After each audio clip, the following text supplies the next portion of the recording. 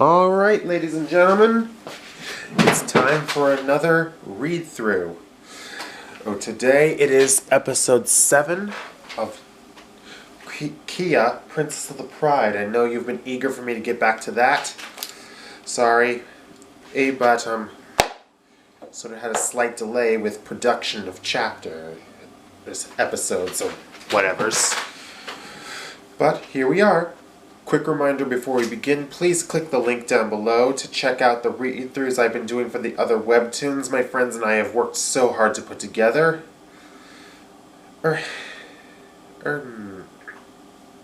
Yesterday we did Dark Throne, then there was Dragon Glide, Dynasty of the Dragon, and please check them out and check out the others.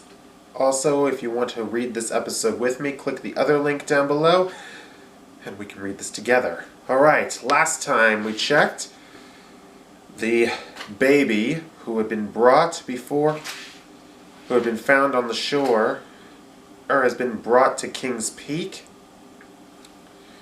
And, well, everyone is debating, everyone is shocked, everyone is astonished by her.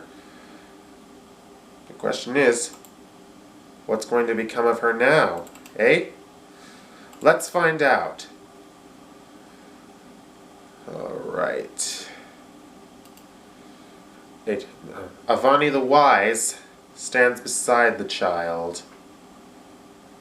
This infant was found washed up with its parent, who has sadly perished. Chipa flutters overhead at flapping her wings.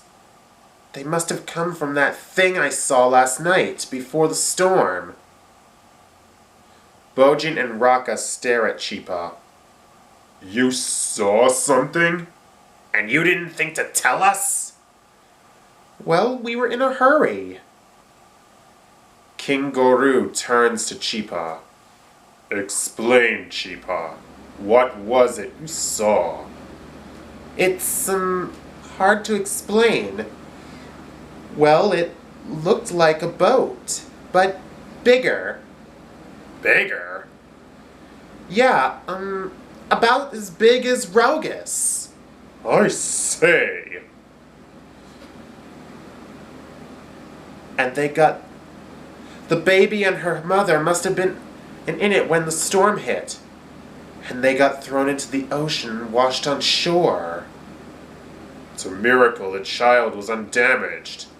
But I suppose that's because the mother took the full brunt. Poor thing.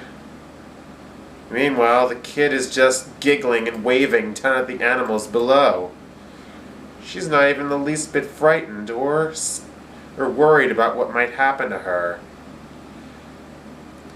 She's so brave. Or she's just that innocent. Meanwhile, the prince and Kalu and his twin sister, Viva and Lali, they walk over to the child. They're curious.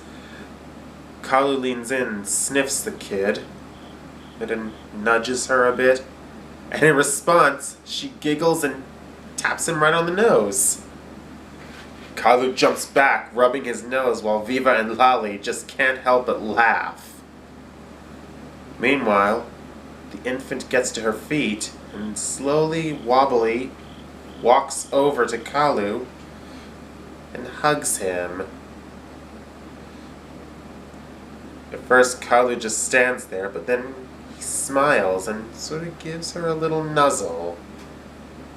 You know, she's not so bad.